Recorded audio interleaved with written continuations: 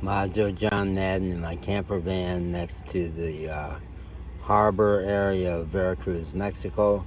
You might hear in the background the sound of a boat in the harbor that runs its engine at night.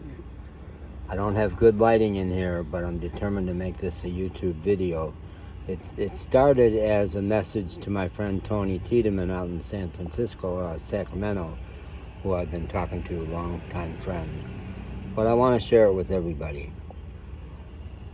I went to the country. I left Asheville, North Carolina in March of 2020 when the town was shut down from the COVID, and never went back.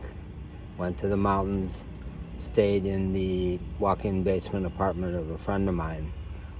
And when she needed that apartment back, I didn't go back to my subsidized senior apartment in the beautiful Battery Park Apartments, once a grand hotel in the south, but just pushed further into Appalachia and became a videographer, which I had never been. I had only shot a couple of videos with my iPhone instead of mostly a writer forever. And at one point I said, I'm turning into an investigative journalist, because I was doing things like I got really suspicious about why there were no birds in this one section of the wonderful Tow River, one of the grandest rivers in North Carolina, which becomes the Doe River in Tennessee. Why were there no birds along this section of river? And I found a concrete plant that sure looked to me like it was dumping all kinds of sewage into the river. And went around and took water samples, and never did manage to get them to anybody. But I was doing that. And meanwhile, the concrete sprawl in the U.S., the incredible space that's taken up by shopping malls and with huge parking lots.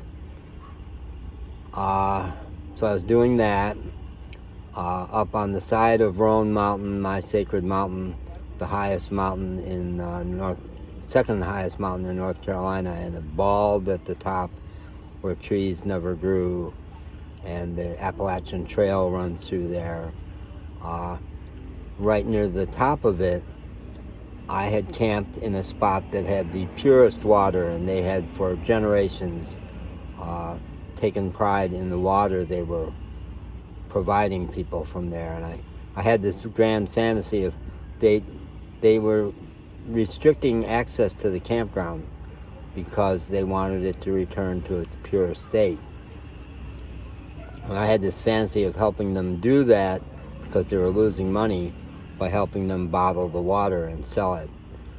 Well, I got suspicious about runoff from a tobacco farm just uphill from them, huge tobacco farm.